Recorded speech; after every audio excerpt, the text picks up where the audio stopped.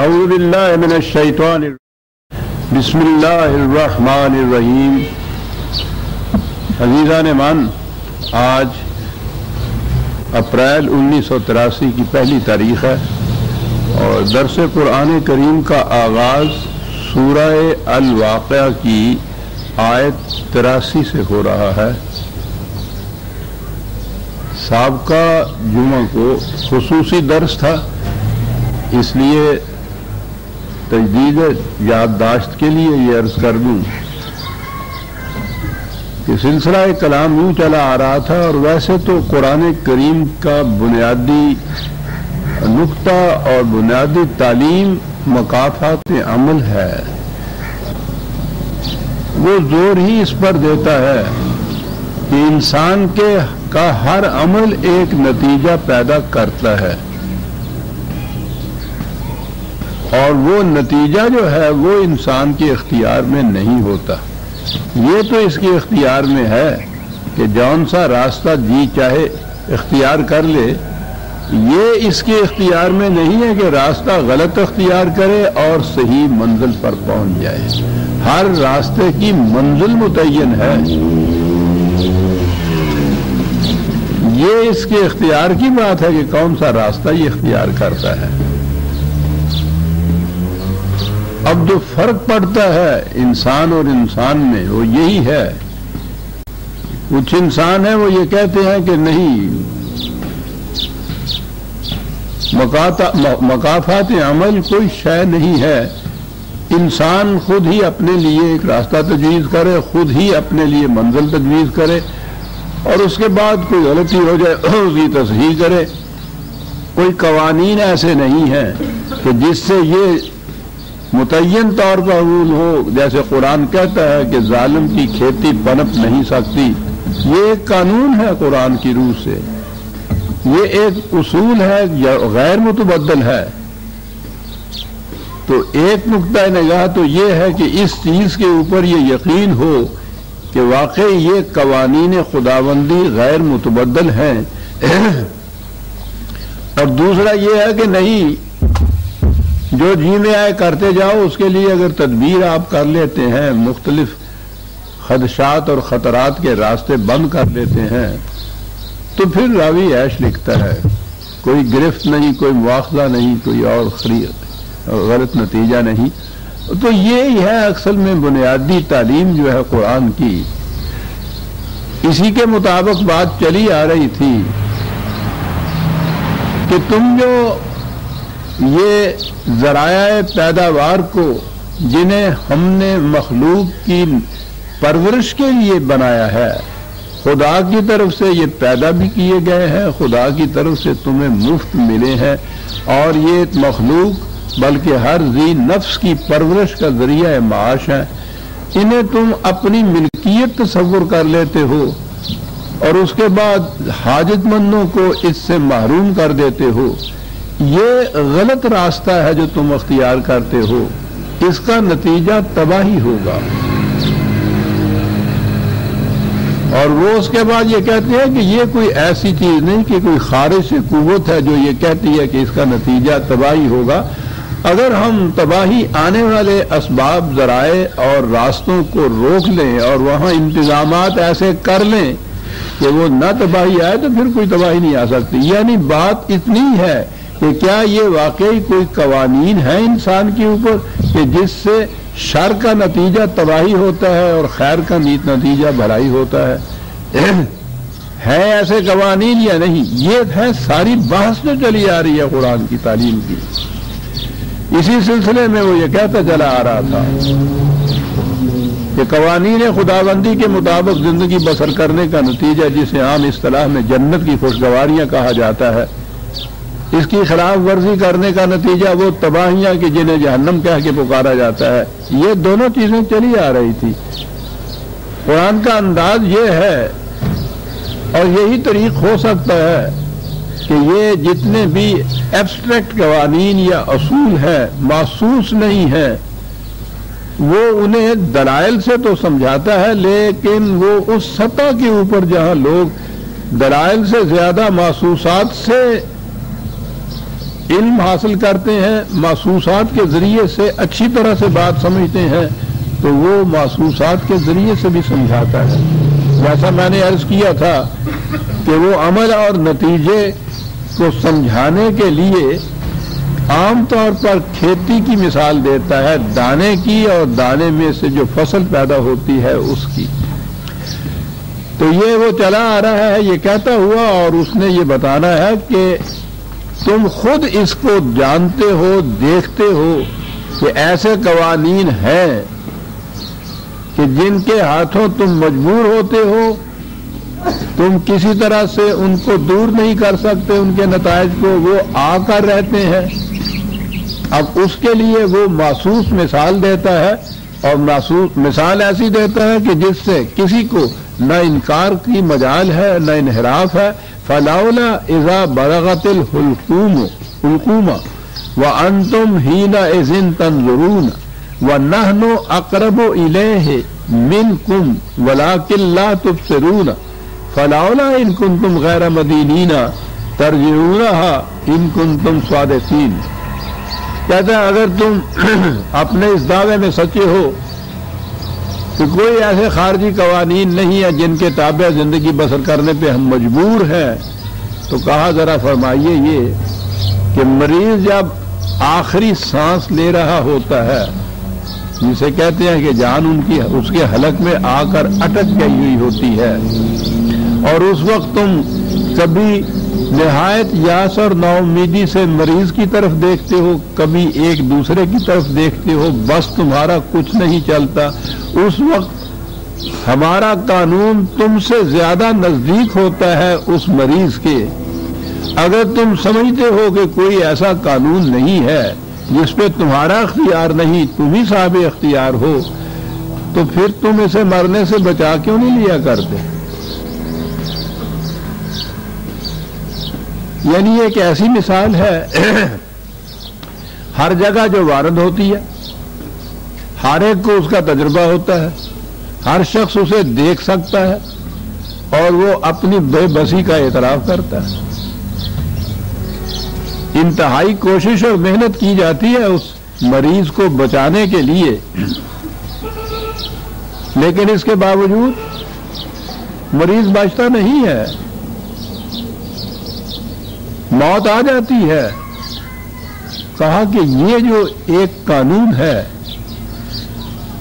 کہ وہ موت آ جاتی ہے، اسے تم اپنی ہزار کوششوں، ہزار خواہشوں کے باوجود اسے ٹال نہیں سکتے، تو تمہاری بے بسی ہے نا اس میں۔ جو بھی وہ قوانین ہیں وہ اپنا نتیجہ برآمد کر رہے ہیں نا۔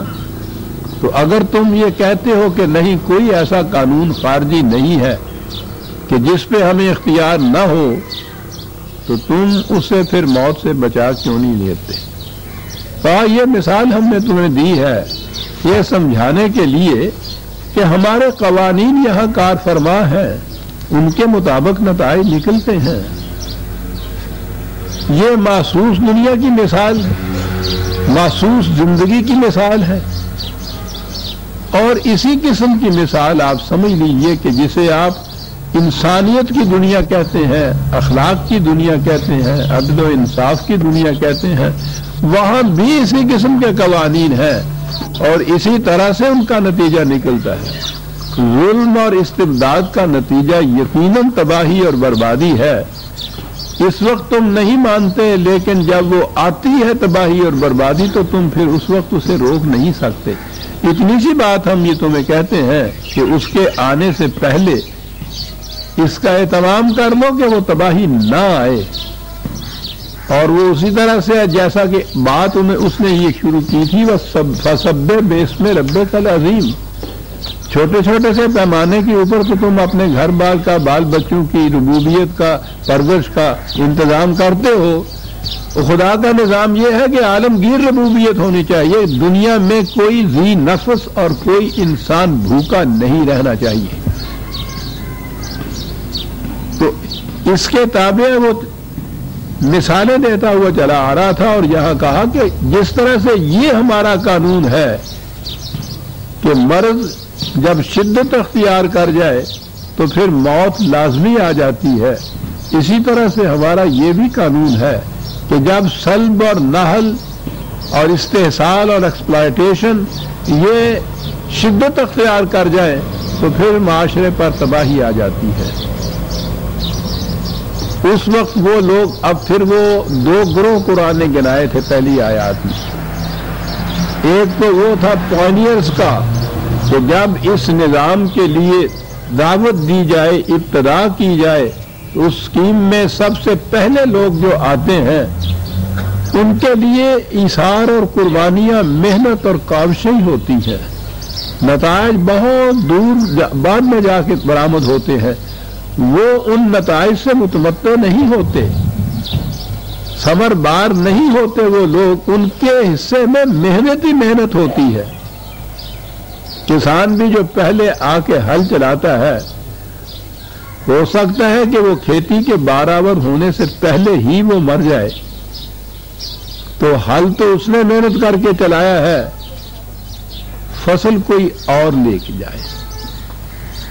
یہ جو نظام ربوبیت کی عمومیت کا اس نے قرآن نے کہا ہے، یا اسلامی نظام اسے کہہ لیجئے، تو اس کی ابتدا کرنے والے جو بانی ہے، ابتدا کرنے والے السابقون الاولون جو ہے، وہ جنہیں میں بنیاد کی اینٹیں کہہ کر پکارا کرتا ہوں، کہ جن کی کیفیت یہ ہے کہ عمارت کا سارا بوجھ ان کے سر پہ ہوتا ہے، لیکن کوئی انہیں دیکھ بھی نہیں سکتا کہ وہ اینٹیں کہاں ہیں، اور نہ ہی کبھی انہوں نے ایسا تقاضا کیا ہے کہ ہمیں بھی ابھر کے دیکھ لینے دیجیے کہ یہ عمارت کیسے بنی ہوئی ہے۔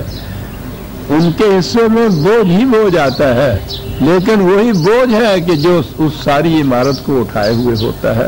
اس لیے اس نے جو سابقون الاولون ان کو مقربین کہہ کے پکارا ہے کہ محنت اور مشقت ان کے حصے میں آتی ہے، اس کا پھل اور ثمر جو ہے بعد میں آنے والے اٹھاتے ہیں۔ تو پہلا درجہ جو ہے تو مقربین کا ہے۔ پھر اس کے بعد جب اس کے آثار پیدا ہو جاتے ہیں، اس کی کامیابی کے، پودا ذرا اونچا ہو جاتا ہے، نظر آتا ہے کہ اس میں پھل لگ جائیں گے، تو یدخلون فی دین اللہ افواجا، پھر تو لوگ فوج در فوج آ جاتے ہیں اس نظام کی طرف۔ یہ آنے والے بھی صاحب برکت اور صاحب یمن ہوتے ہیں، اس کو وہ اصحاب الیمین کہہ کر پکارتا ہے، جن کے حصے میں یمن و سعادت آتی ہے۔ لیکن بہرحال مدارج کے اعتبار سے یہ جو سابقون الاولون ہیں ان کے بعد آتے ہیں یہ لوگ۔ لیکن اس نے یہ کہا ہے کہ یہ ٹھیک ہے، مدارج کے اعتبار سے تو بعد میں آتے ہیں، لیکن اس نظام کی خوشگواریوں میں ان کا بھی اتنا ہی حصہ ہوتا ہے، بلکہ سابقون اولون سے حصہ ان کا زیادہ ہوتا ہے، محنت کم کرنی پڑتی ہے۔ تو کہا کہ فاما ان کان من المقربین فروح وریحان وجنت نعیم، وہی جو پہلے جنت کی تفصیلات قرآن دیتا چلا آ رہا تھا، اور اسے ہر وقت ملحوظ خاطر رکھیے کہ صحیح نظام زندگی کی جنت یہاں سے ہی شروع ہو جاتی ہے، جس طرح غلط نظام کا جہنم یہاں شروع ہوتا ہے۔ تو میں نے عرض کیا تھا کہ وہ صحیح نظام کی جنت کی خوشگواریاں اور وہاں کی نسیم سحری کی ہوائیں وہ تو ہمارے نصیب میں نہیں، ہم نے نہیں دیکھی۔ جہنم کے لپٹ اور شعلے تو ہمیں پتہ ہے نا کیسے ہوتے ہیں۔ غلط نظام کے اندر رہنے سے زندگی کس قدر ضیق میں گزرتی ہے، اجیرن ہوتی ہے، اس کا تو ہمیں علم ہے نا۔ تو قرآن یہ کہتا ہے کہ اس جہنم کو تم جنت میں بدل سکتے ہو۔ السابقون الاولون پہلے ہیں جو محنت ہی محنت کریں گے، پھر بعد میں آنے والے اس سے ثمربار ہوں گے۔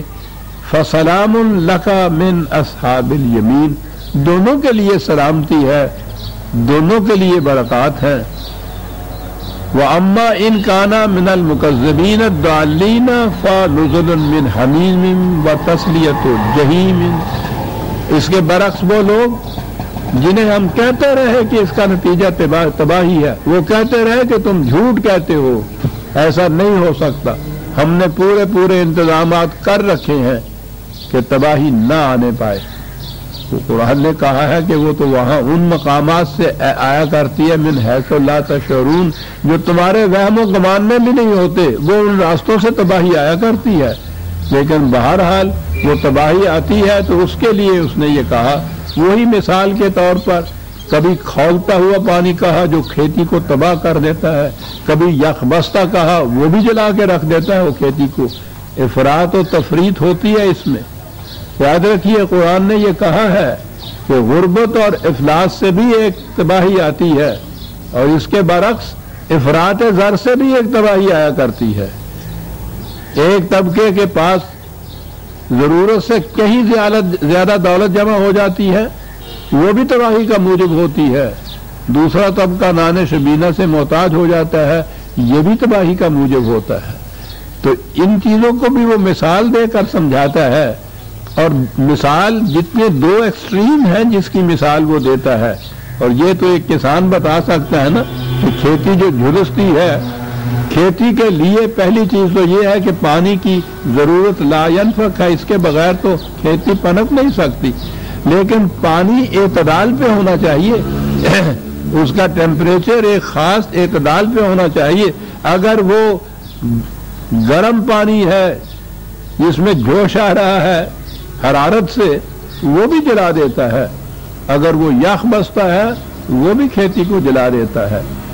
تو اس نے کہا یہ ہے کہ یہ جہنم کے متعلق یا جہیم کے متعلق جہاں جہاں قرآن میں آتا ہے وہ اس قسم کی مثالیں ہیں جو وہ دیتا ہے۔ وہ سچ مچ کا پانی نہیں اڈھیلا جاتا، بلکہ یہ مثال دے کے سمجھایا جاتا ہے کہ یہ کھیتی پھر برومند نہیں ہو سکتی جس کی کیفیت یہ ہو۔ پانی تو ملے لیکن اس انداز کا ملے کہ کہیں تو وہ حرارت سے گرم جوش ہو اور کہیں وہ یخ بستہ ہو، دونوں ہی جلا دیا کرتے ہیں۔ یہ افراط اور تفریط طبقاتی جو ہے معاشرے کے اندر، یہ اس کو جہنم بنا دیتی ہے، اور جہنم بناتی ہے۔ یہاں لفظ آیا ہے جہیم کا۔ جہنم کا تو میں نے کہا تھا نا کہ وادی جہنم ہے، وہ فلسطین کے قریب ایک وادی تھی جس میں ایک بہت بڑا بتکدہ تھا، اور اس کے سامنے انسانوں کی قربانی دی جاتی تھی اور ان کو پھر جلایا جاتا تھا، اس لیے اس کو جہنم کہتے تھے۔ یعنی وہ مقام جہاں انسانیت کو جلایا جائے اور ذبح کیا جائے، جہاں انسانیت ذبح ہوتی ہو وہ جہنم ہے۔ اور جہیم میں نے کہا تھا کہ جہاں بھی کسی قوم کی کسی کی ارتقائی رفتار رک جائے، جامد ہو جائے، منجمد ہو جائے، ایک مقام پہ رک جائے، ٹھہر جائے، آگے نہ بڑھ سکے، اسے جہیم کہا جاتا ہے۔ زندگی جوئے روان است تو رواں خواہد بود، زندگی تو نام ہے اس ندی کے چلتے رہنے کا، اسے چلتی رہے گی تو یہ ندی کہلائے گی، رک جائے گی تو یہ جوہر بن جائے گی، اور زیادہ عرصہ رکے رہے گی تو اس میں بسان اور سرام پیدا ہو جائے گی۔ یہ جو زندگی کا رک جانا ہے کسی مقام کے اوپر، یہ ہے جسے جہیم کہا جاتا ہے۔ جہنم کا یہ دوسرا نام کہہ لیجئے۔ اصل میں تباہی وہ قوم ہوتی ہے جو اس زندگی کے مساف اور راستے میں کسی مقام پہ کھڑی ہو جائے، رک جائے، رک جانے کے بعد پھر وہ اس رک جانے کو بہت مقدس بنا لیتی ہے۔ اسلاف کی پیروی جو ہے، جو چلا آ رہا ہے ہمارے ہاں سے مسلک، ہم اسی کے پیرو رہیں گے، کھڑے ہو کے ہم سوچیں گے بھی نہیں کہ وہ صحیح ہے یا غلط ہے، قرآن کے مطابق ہے یا نہیں، ہمیں اس کی ضرورت نہیں ہے۔ اب یہ رک گئے، بڑے فخر سے تقلید کہا جاتا ہے اس کو، اور تقلید قلادہ تو اس رسی کو کہتے ہیں جو مویشی کے گلے میں باندھ دی جاتی ہے کہ چل نہ سکے وہ۔ ایسی قومیں چلتی نہیں ہیں مسافر زندگی میں، 1000 برس جہاں پہلے آپ کی قوم کھڑی تھی وہاں کھڑی، دنیا کہیں سے کہیں چلی جاتی ہے اور وہ اسی مقام کے اوپر کھڑے ہوتے ہیں۔ یہ جہیم ہے۔ تو کہا کہ یہ ہے وہ قوم کہ جو ایک مقام پہ رک جاتی ہے، آگے نہیں بڑھتی، اور پھر وہاں انسانیت جل جاتی ہے اس کی۔ کیا آگے الفاظ ہیں کہ یہ باتیں تو ہم مثال کے تمثیلی انداز سے سمجھا رہے ہیں، لیکن یاد رکھیے اِنَّ هَذَا لَهُوَ الْحَقُّ الْيَقِينُ، یہ محض مثالی کی مثالیں نہیں ہیں جو ہم دے رہے ہیں، تشبیہات اور استعارات نہیں ہے، یہ ایک یقینی ریئلٹی ہے جو ہم بیان کر رہے ہیں، یہ اسلوب بیان ہے جو ہم مثالوں کے ذریعے تمہیں بات سمجھاتے ہیں، سمجھا رہے ہیں۔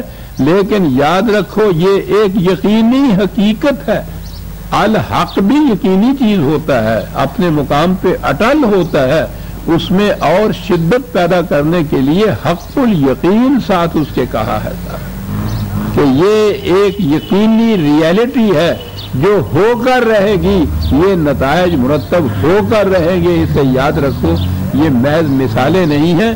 جب یہ بات ہے پھر دیکھیے بات کہاں سے شروع کی تھی، وہی فسبح باسم ربک العظیم، وہ 74 آیت اسی صورت کی جو تھی وہاں تھی نا، کہ تمہیں پھر یہ چاہیے کہ چھوٹے چھوٹے دائروں کے اندر یہ پرورش کا جو سامان تم کرتے ہو اپنے بچوں کے لیے، عالمگیر انسانیت کے لیے یہ سب کچھ کرو، وہاں سے بات چلی تھی۔ اور سورت کی آخری آیت یہ سب کچھ بیان کرنے کے بعد کہا فسبح باسم ربک العظیم، وہی کہ یہ ہے کرنے کی بات، فسبح باسم ربک العظیم۔ اتنا بڑا انقلابی پروگرام ہے جو قرآن نے دیا ہے کہ اس کا نتیجہ جنت نعیم ہوگا، اس کے خلاف ورزی، اس کے خلاف نظام قائم کرو گے جہاں طبقاتی تقسیم ہوگی وسائل رزق کی، تو اس کا نتیجہ جہنم ہوگی۔ اور کہا یہ کہ تمہارے لیے کوشش کرنے کی بات یہ ہے کہ تم اس ربوبیت خداوندی کو عام کرو، عظیم ربوبیت خداوندی جو ہے اس کا نظام قائم کرو۔ سب اب ہمارے ہاں تو جب دین مذہب سے بدلتا ہے تو الفاظ وہی رہتے ہیں، مفہوم بدل جاتا ہے۔ سبے کے معنی ہو گئے تسبیح کرو، یہ سارا کچھ کہنے کے بعد اتنا بڑا پروگرام، اتنی بڑی جدوجہد جو ہے جس کے لیے کہا ہے کہ جانفشانیاں اور کاوشیں اور کوششوں کی ضرورت ہے، جانے دینے کی ضرورت ہے، میدان بدر اور حنین کی ضرورت ہے، رسول اللہ صلی اللہ علیہ وسلم کی جنگ احد میں خود زخم کھانے کی ضرورت ہے، یہ سارا پروگرام ایک طرف، اور اسی سبے کا ترجمہ کہ تسبیح کیا کرو تم اپنے رب کی۔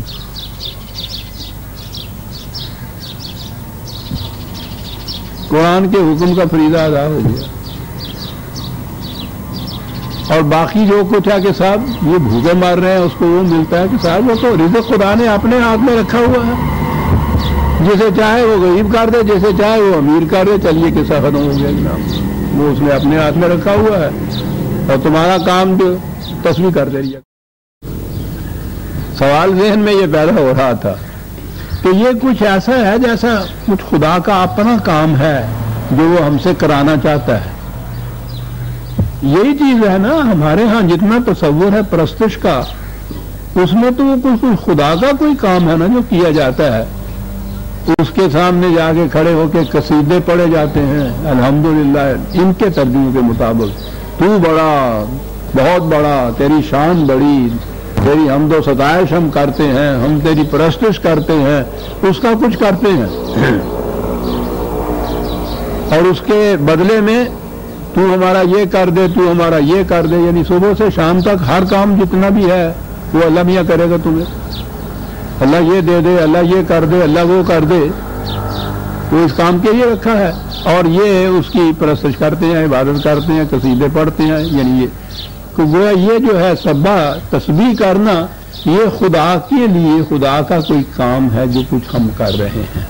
کہا یہ ہے تمہارے ذہن میں، عزیزان من قرآن کا معجزانہ انداز دیکھیے، یہ سورہ واقعہ کی آخری آیت ہے کہ یہ کرو، تو جو ذہن میں خیال پیدا ہوا کہ خدا ہم سے کچھ یہ اپنے لیے کرانا چاہتا ہے، تو اگلی سورہ الحدید شروع ہوئی بسم اللہ الرحمن الرحیم، اور اس کی پہلی آیت ہے بابا سبح للہ ما فی السماوات والارض، اس سے تمہاری ان تصویروں کی کیا ضرورت ہے، کائنات کی پستیوں اور بلندیوں میں ہر شے، اب یہ سبح کا لفظ وہی یہاں آیا جو یہاں پہلے ہے، ترجمہ وہی صاحب تسبیح کرتی ہے، کہا صاحب یہ کائنات کی ہر شے تسبیح کرتی ہے، कहने कि हाँ वो सब करती हैं लेकिन तुम उनकी तस्बीह को देखते नहीं हो। वो बाहर हाथ में नहीं रखती वो तस्बीह, हर शय तस्बीह करती है, हर शय तस्बीह करती है। तुम भी तस्बीह किया करो। ये सारा निज़ाम, सारा प्रोग्राम, सारा इसलिए कि तस्बीह किया करो जनाब।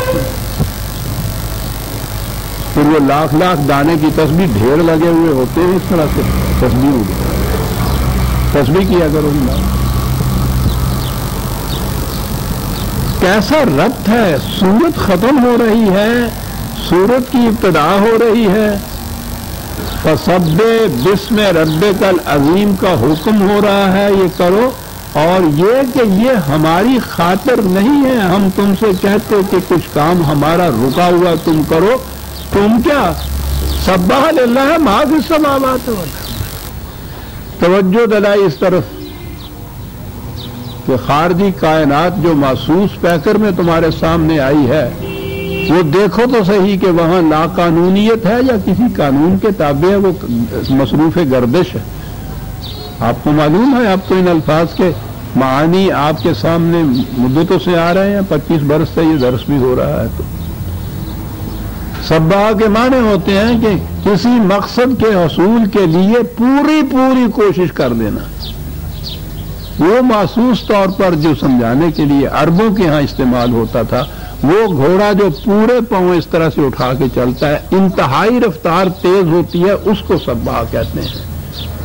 तैरने वाला जब वो पूरा हाथ इस तरह से करते तैरता है, उस तैराकी का नाम सब्बाह तस्बीह होता है। कि ये जो कहा गया है तुम्हें रब्बिकल अज़ीम, रबूबियत उज़्मा जो है, इंसानियत आलमगीर इंसानियत की रबूबियत का निज़ाम, उसके कायम करने के लिए इंतहाई कोशिश करो। हमारे कवानीन के ताबे उस निज़ाम को कायम करो और फिर देखो नतीजा उसका। देखते नहीं खारजी कायनात किस हुस्न खूबी से उसका निज़ाम चल रहा है। हर शय अपने अपने वक्त के ऊपर जो भी कानून उसके लिए मुकर्रर है, उसकी फर्मा बरदारी में सरगर्दां फिर रही है और नतायज कितने खुशनुमा निकलते चले जा रहे हैं। हर शय का नतीजा बरामद होता है उस कानून के मुताबिक जो हमने मुकर्रर किया है। क्यों होता है? क्योंकि वो उस कानून की इतायत कर रही होती है। कायनात की हर शय मसरूफ गर्दिश है उस प्रोग्राम की तकमील के लिए जो खुदा ने उसके लिए मुकर्रर किया है। तो एक प्रोग्राम तुम्हारे लिए भी मुकर्रर किया है, तुम भी वो करो। उसी अंदाज से ये तुम्हारी जिंदगी, तुम्हारा माशरा हो जाएगा जिस हुस्न खूबी से ये खारजी कायनात चल रही है। सब अब देख रहे हैं कि ये तस्बीह के माने क्या हो गए। और एक आयत के आखिरी आयत और दूसरी आयत सूरत, एक सूरत की आखिरी आयत और दूसरी की इब्तदाई आयत, वहां से ही वो लिंक मिलता हुआ चला गया। सब्बाह लिल्लाहि मा फिस समावाति वल अर्द व हुवल अज़ीज़ुल हकीम। क्या बात है साहब।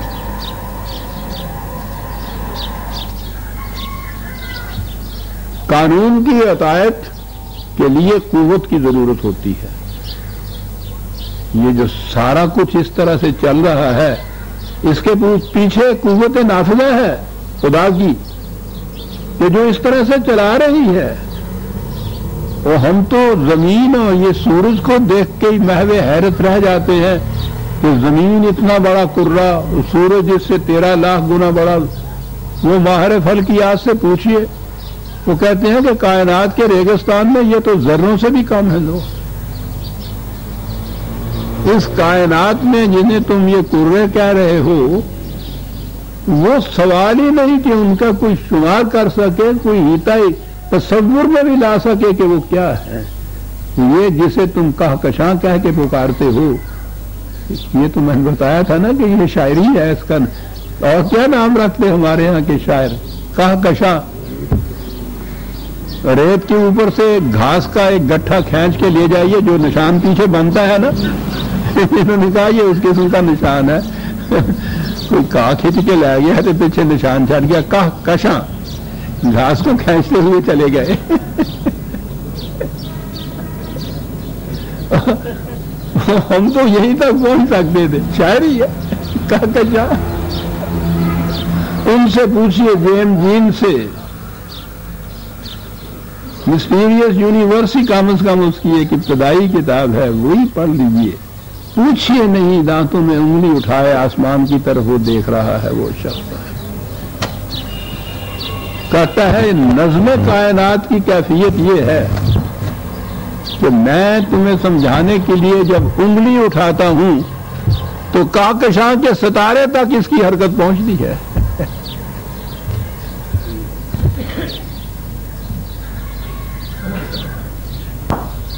میں نے شاید آپ کو بتایا تھا، ایک ہے تو چھوٹی سی کتاب ہی دی گریٹ ڈیزائن، یہ کتابیں یہاں تو ملتی نہیں، یہاں تو آہستہ آہستہ علم کی ضرورت ہی نہیں رہا، محفوظ ہوتا چلا جا رہا ہے۔ علم کی ضرورت نہیں ہے اس ملک کے اندر، کتابیں ہی نہیں ملتی یہاں یہ جو بڑی، اور اب تو یہ بہت آگے چلے گئے، میں تو بہت پہلے کی بات کر رہا ہوں جب یہ کتابیں تھیں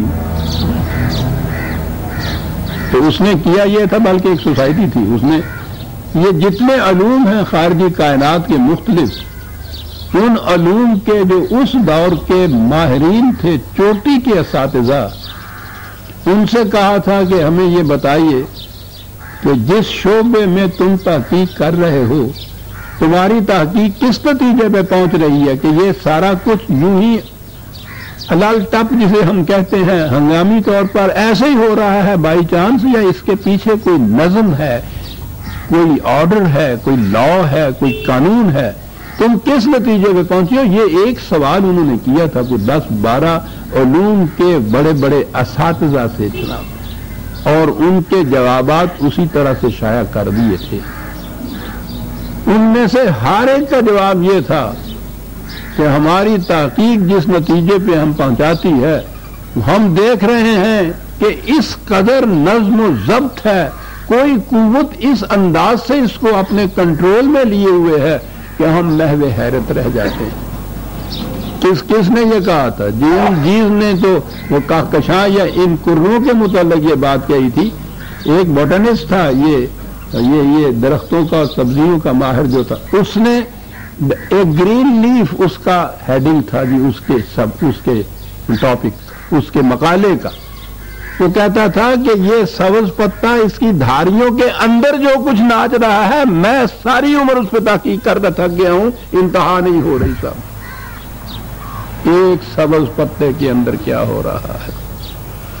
سبح للہ ما فی السماوات والارض، یہ کیوں ہو رہا ہے؟ کائنات کی ہر شے اس پروگرام کی تکمیل کے لیے سرگرداں ہے جو اس کے لیے مقرر کیا گیا ہے۔ پوچھئے ان سے یہ کیوں ایسا ہو رہا ہے؟ اس لیے کہ وَهُوَ الْعَزِيزُ الْحَكِيمُ، وہ صاحب غلبہ ہے، عزیز۔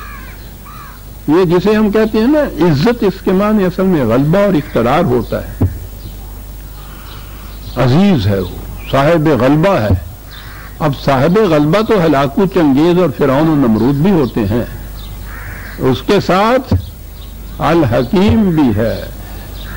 اس کا غلبہ دھاندلی کا غلبہ نہیں ہے، حکمت پر مبنی ہے، قانون پر مبنی ہے، ریشنلی ہر چیز کو کنٹرول کر رہا ہے، جسے آپ کہتے ہیں غلبہ ہے، اور حکمت پر مبنی غلبہ ہے، جس کا نتیجہ یہ ہے کہ کائنات کی ہر شے اپنے مفوضہ پروگرام کی تکمیل میں سرگرداں ہے، انتہائی سرگرداں، اس لیے کہ لہو ملک السماوات والارض، کائنات کی پستیوں اور بلندیوں میں اقتدار اور قدرت یہ اسی کا ہے، کسی اور کو یہ چیز حاصل نہیں ہے، اقتدار اسی کا ہے، ملک اسی کا ہے۔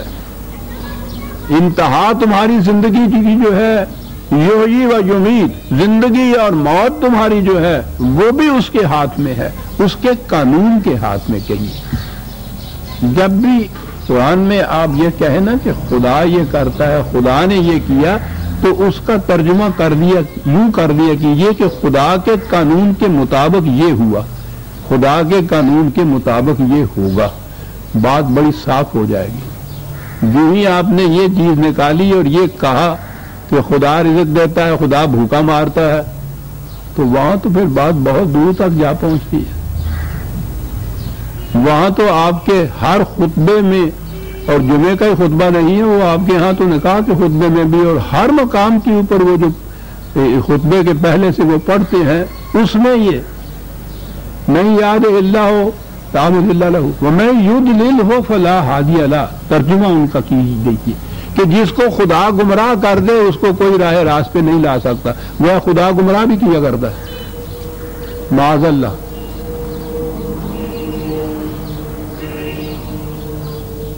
سوچئے کہاں بات جا پہنچی، اور یہ نہیں ہے کہ یہ کوئی گمشدہ اور آنکھ ہیں، میں نے عرض کیا کہ یہ وہ ہے کہ جو اتفاق اندازہ لائیے ہر خطبے میں، حتیٰ کہ نکاح تک کے خطبے کے اندر بھی جو دہراتے ہیں یہ الفاظ دہرائے جاتے ہیں، کوئی کھڑا ہو کے سوچتا نہیں ہے کہ ہم اس کا کیا ترجمہ کر رہے ہیں۔ جسے خدا گمراہ کر دے اسے کوئی راہ راست پہ نہیں لا سکتا، وہ ٹھیک بات ہے۔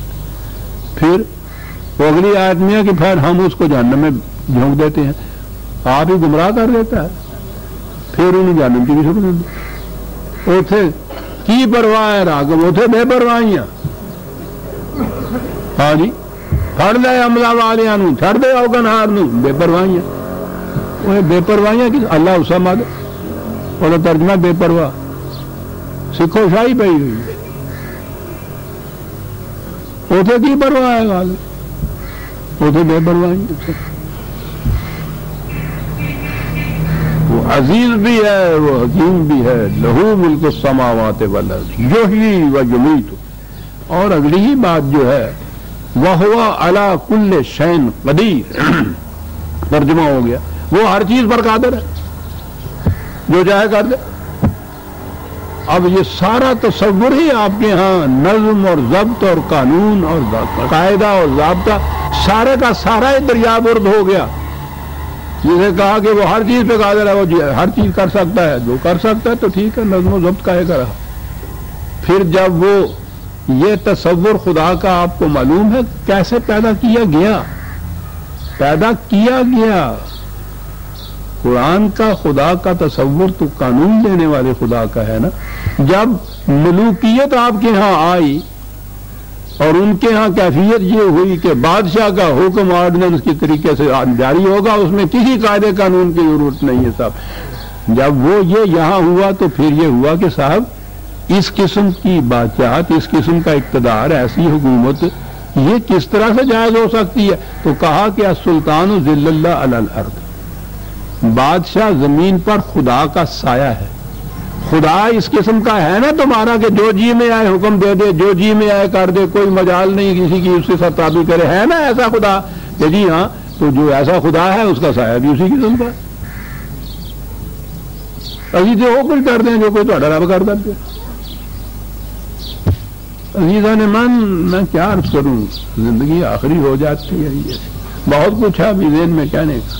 آپ کی یہ تاریخ پڑھائی جانے کی ہے کہ آپ کے یہ تصورات اور کانسیپٹ قرآن کے جو ہے بدلے کس طرح سے۔ آپ نے دیکھا ہے کہ اتنی سی بات میں کہ خدا کو اس قسم کا کیسے بنایا کہ جس کے ہاں نہ کوئی قاعدہ ہے نہ کوئی قانون ہے، شادی کے الفاظ میں کبھی وہ سلام کیجئے اس کو تو وہ سولی پہ چڑھا دیتا ہے، کبھی اس کو گالی دیجئے تو وہ خلط بخش دیتا ہے۔ جو چاہے کرے، جو چاہے کرے والا تصور خدا کا دیا اس زمانے میں۔ جب یہ نیچے یہ آئے، ملوکیت آئی، سلاطین آئے، شہنشاہ آئے کہ جو حکم جی چاہے وہ دے، اس کو ماننا ہوگا، اور سند اس کی یہ ہے کہ ہم خدا کے سائے ہیں، جیسا وہ ہے ویسے ہم ہیں نیچے۔ اور کہاں سے بات وَهُوَ عَلَىٰ كُلِّ شَيْءٍ قَدِيرٌ، یہ دیکھا ہی نہیں ہے۔ میں یہ تو نہیں عرض کر سکتا کہ دیکھا نہیں ہے، کیوں نہیں دیکھا ہوگا؟ عربی مبین میں قرآن یہ ہے، یہ قدرہ کے معنی ہی ہے، پیمانے مقرر کرنا، اندازے مقرر کرنا، اسی کو تو قانون کہتے ہیں۔ قانون کا تو لفظ نہیں ہے عربی زبان قرآن میں آیا، اس کے لیے پیمانے اور ضابطے اور میجرمنٹ ہی تھا۔ اور پھر قدیر کا تو جو باب ہے اس کے معنی یہ ہے کہ کسی ایک وقت کے اندر نہیں وہ پیمانہ، بلکہ مستقل طور پر اس کا انداز یہ ہے خدا کا کہ ہر شے پیمانے، اندازے اور قانون کے مطابق کرتا ہے۔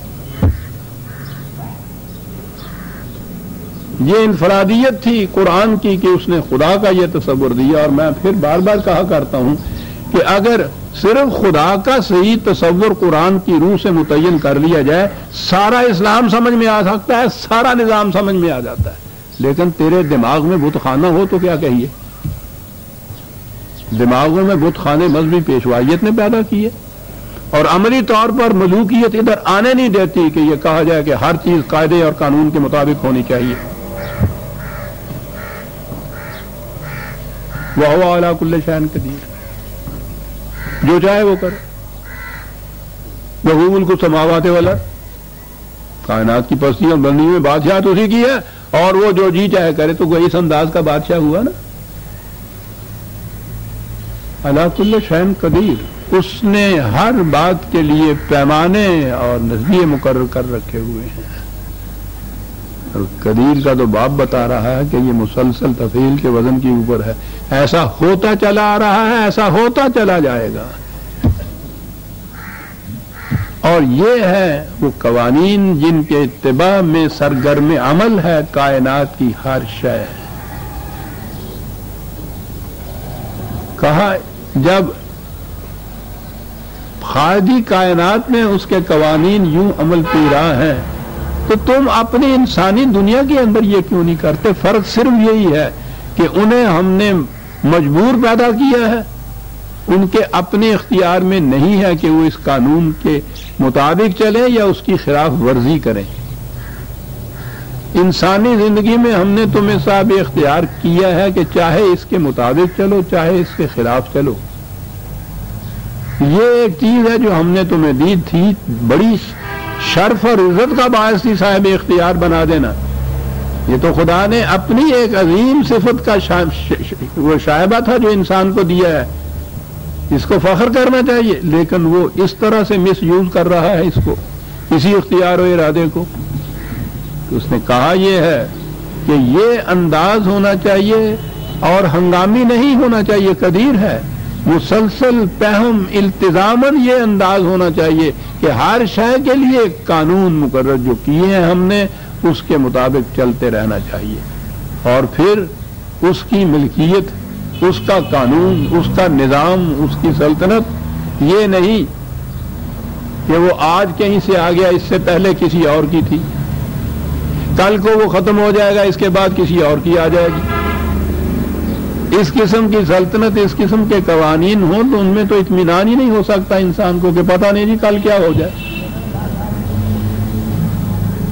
یہ سلاطین وہ بدل کے بھیس زمانے میں پھر سے آتے ہیں، نام ہی بدل گیا ہے۔ وہ امریکہ کے صدر کا انتخاب ہونا ہوتا ہے تو 2-2 3-3 مہینے پہلے ہی مختلف ممالک اور مختلف سلطنتوں کے اندر کھڑبڑ شروع ہو جاتی ہے کہ پتہ نہیں جی کس قسم کا صدر آ جائے۔ ارے تمہیں کیا جی تمہیں کیا ساری دنیا کی سیاست پہ اس کا اثر پڑتا ہے جا کر۔ بدلنے والی چیزوں میں اطمینان اور امن نہیں ہو سکتا۔ لا تبدیل علی کلمات اللہ،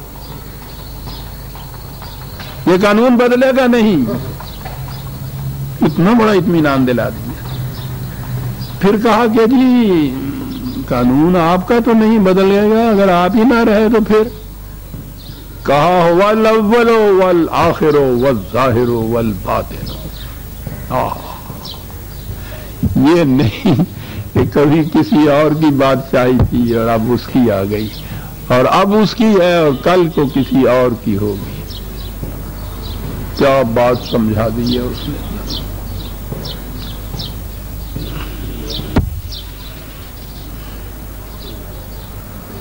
پھر یہ بھی نہیں ہے کہ صاحب یہ ظاہرہ جو کوئی دیکھا جاتا ہے اس کے اوپر تو مری کائنات جو ہے، محسوس دنیا جو ہے، اس کے اندر تو یہ اس کی کار فرمائی، اس کے قانون کی یا غلبہ ہے، لیکن یہ وہ دنیا جو نظر نہیں آتی، یہ اخلاق کی دنیا کی مشکل یہی ہے کہ نظر نہیں آتی۔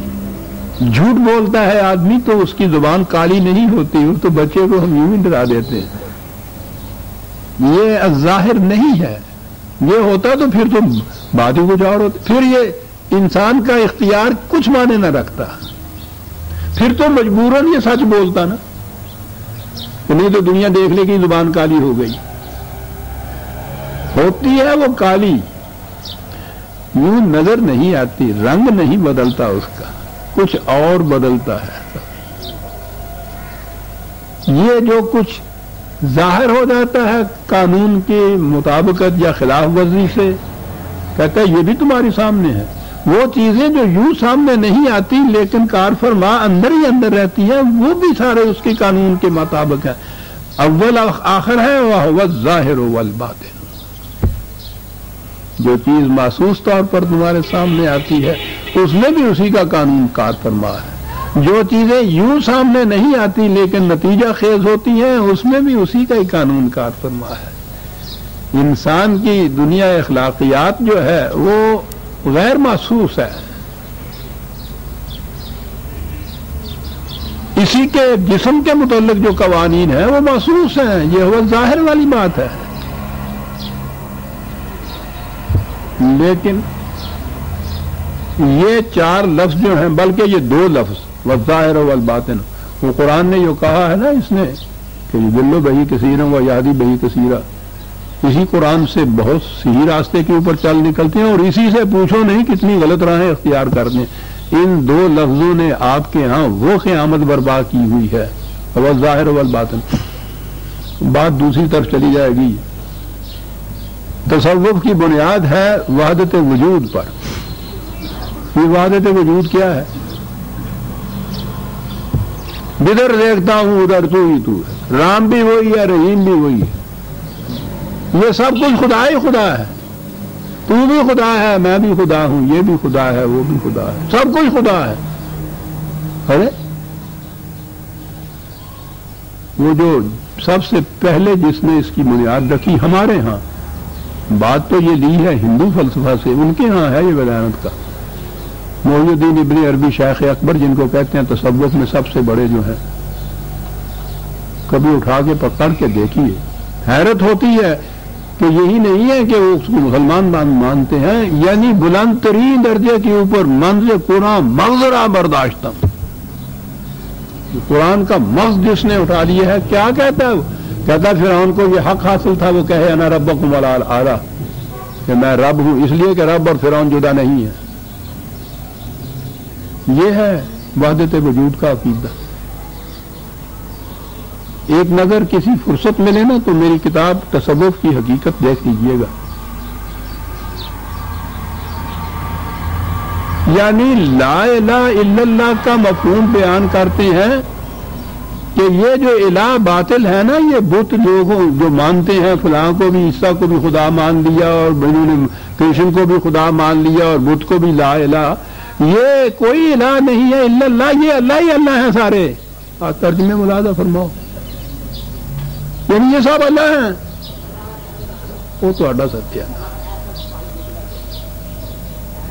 اور یہ کسی بھنگڑ خانے کے چرسیے کی بات نہیں ہے کہ اس نے سوٹا مارا اور کہا کہ وہ کہے حسین نمانا کہ تو بھی وہی ہے، تے اندر بھی وہی ہے، تے باہر بھی وہی ہے، تے میں بھی تو ہی ہے، تے تو بھی تو ہے، حسین نمانا نہیں۔ اتنے بڑے یہ جلی جو ہیں محی الدین ابن عربی اور پھر تصوف کے اندر کے یہ علماء سارے 100 والیوم تفسیروں کی لکھی ہوئی۔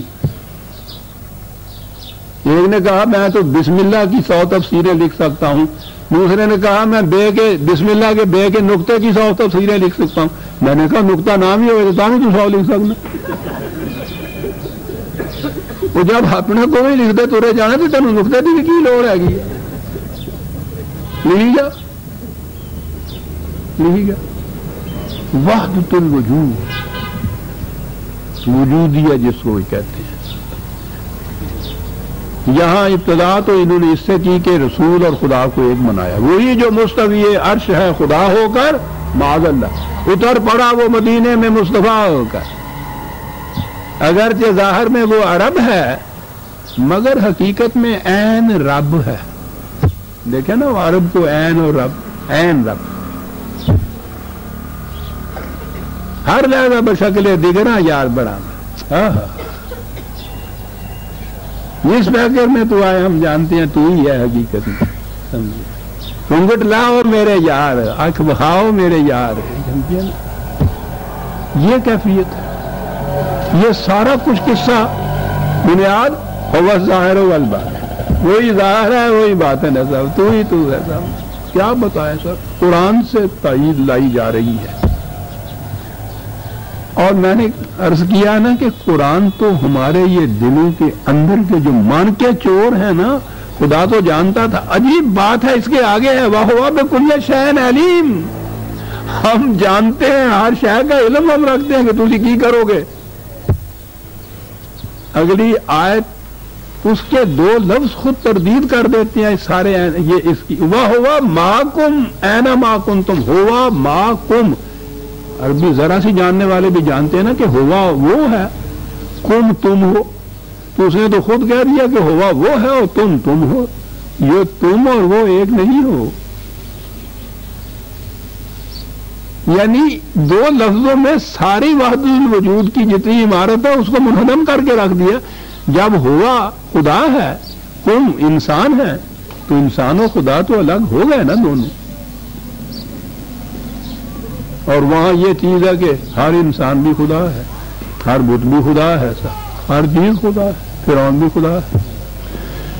جرت نہیں دیتی زبان، ورنہ وہ تو اتنی بے باکی تک چلے جاتے ہیں کہ در مذہب عاشقان یک رنگ، میں نہیں کہہ سکتا، لفظ ہے رسول اللہ صلی اللہ علیہ وسلم کا. اور آگے ہے وہ ابلیس ہم سنگ. کیا پوچھتے ہو؟ اور انہیں مقربین بارگاہ خداوندی استوا کیا جاتا ہے، صحیح اسلام پیش کرنے والے. کیا تماشا ہوا ہے. تاریخ یہ لکھی جانی چاہیے عزیزان من، یہ نہیں کہ امیہ کب تک رہے، عباسی کب تک رہے. یہ کہ اس اسلام کے ساتھ ہوا کیا.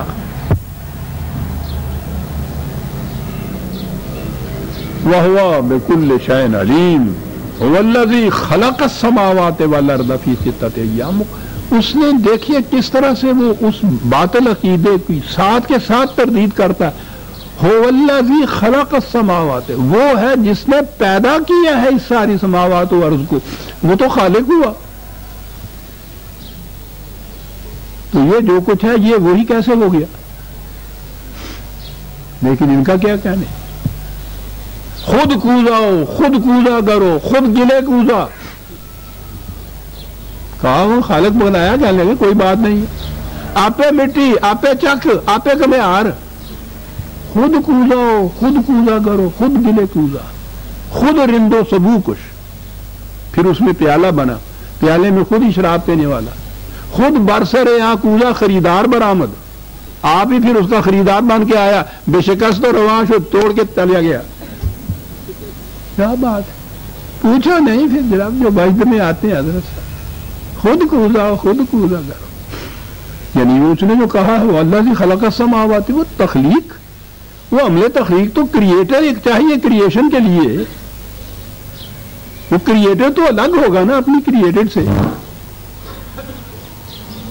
میں نے کہا اگلے لفظوں میں یہ تو خدا علیم جو اس نے اپنے آپ کو کہا، وجد آ جاتا ہے یہ چیزیں دیکھ کے عزیزان من کہ زمانہ نزول قرآن میں یہ ابھی ہمارے ہاں عقائد نہیں تھے، یہ تو بہت بعد میں آئے ہیں. اس نے پہلے سے پیش بندی اس کی کر دی ہوئی ہے. وہ علیم ہے، وہ جانتا تھا کہ کیا کرے گا یہ محی الدین ابن عربی. والذی خلق السماوات والارض. ظاہر ہے کہ جو خالق اور تخلیق تو دو الگ الگ ہوتے ہیں. لیکن میں نے کہا نا کہ یہ ساری شاعری ہے عزیزان من جو کچھ یہ لوگ پیش کرتے ہیں، حقائق نہیں ہے، لطائف ہے. خود کوزا خود کوزا کرو، خود برندے. خلق السماء فی ستۃ ایام، مختلف سٹیجز کے اندر اس کو پیدا کیا. ثم استوى علی العرش. اب پھر آ گیا وہی ترجمہ کہ پیدا کرنے کے بعد پھر کیا ہوا ان کے آگے ترجمہ کہ پھر وہ آپ عرش کے اوپر جا کے بیٹھ گئے ویلا ہو کے. تورات سے یہ تصور لیا. اس نے یہ کہا ہے نا کہ خدا نے 6 دن میں کائنات پیدا کی تو بہت تھک گیا، تو 7ویں دن پھر اس نے چھٹی کا دن آرام کیا، ہولی ڈے جس کو کہتے ہیں نا. یہ وہ 7واں دن ہوتا ہے جس دن خدا نے آرام کیا اور سو گیا کہ کچھ تھوڑا جہا ارمان بھی میں کرم دو. 7واں دن سبت، جس دن کوئی کام نہیں کرتے نا. یہ یہودیوں کا تصور ہے نا، سبت ڈے جو ہوتا ہے وہ اس میں کوئی کام نہیں کرتے، اسی کا نام ہولی ڈے. ہم نے بھی اس کے لیے تعطیل کا لفظ اپنے یہاں لے لیا. ہفتے میں ہم بھی ایک دن تعطیل مناتے ہیں. ذہن میں نہیں کہ یہ یہودیوں کی چیز ہے جو کچھ ہم کر رہے ہیں اور وہ خدا کے تتبع میں کر رہے ہیں. وہ کہتے ہیں اس دن خدا بھی سویا تھا, ہم بھی سوئیں گے, صاحب کام نہیں کوئی کریں گے. آپ کے یہاں تعطیل کا تصور کیا؟ کام کرنے والی قوم میں تعطیل کا تصور کیا؟ کام کو معطل کر دینا تعطیل کے یہ معنی ہے.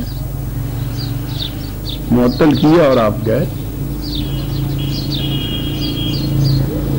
سب سے بڑا ہولی ڈے آپ کے ہاں, یہ مقدس دن ہے نا ہولی ڈے, آپ بھی اس کو ہولی ڈے کہتے ہیں اپنے.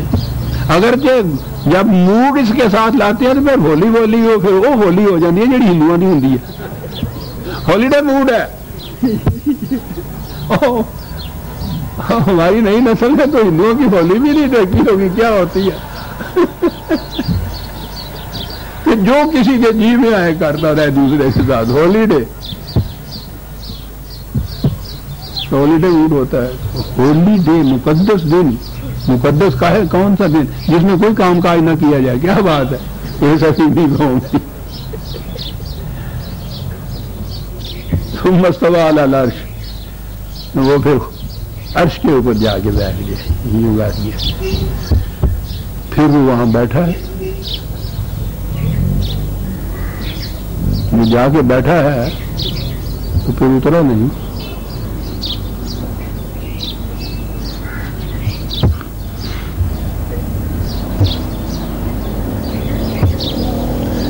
وقت ہو گیا لیکن 4 لفظ اس آیت کے مقاصد ہوں. یعلم ما یلج فی الارض وما یخرج منها وما ینزل من السماء وما یعرج فیها. نظام کائنات کی جزیات تک سے واقف اس کی نگاہوں کے سامنے ہے. زمین کے اندر کیا چیز جاتی ہے, فضا میں اوپر کیا چیز ابھرتی ہے, کون سی چیز میں عروج ہوتا ہے, کون سی چیز میں زوال ہوتا ہے, کون نیچے اترتی ہے, کون اوپر جاتی ہے. سارا نظم کائنات جتنا بھی ہے سارا اس کے علم میں ہے. جب اس نظم کائنات کی یہ کیفیت ہے تو تم اس کے احاطہ اقتدار سے باہر کیسے جا سکتے ہو؟ ہوا معکم اینما کنتم. کیا بات, جہاں تم ہو وہ تمہارے ساتھ ہو. اس کا قانون مکافات عمل تمہیں گھیرے ہوئے ہوتا ہے. محیط واللہ محیط بالکافرین, کہیں باہر نہیں جا سکتے. واللہ بما تعملون بصیر, کاہے کے لیے یہ گھیرا ڈالے ہوئے تمہارے گرد؟ کیا بات ہے, جو کچھ تم کرتے ہو وہ اسے دیکھتا ہے.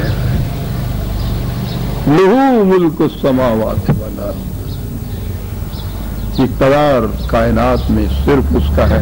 اور بات وہ ہے جس کے لیے یہ سب کچھ وہ کرتا ہے. الی اللہ ترجع الامور, تمام امور کے فیصلے اس کے قانون کے مطابق ہوتے ہیں. یاد رکھو سورہ حدید کی آیت 5 تک ہم آ گئے عزیزان من.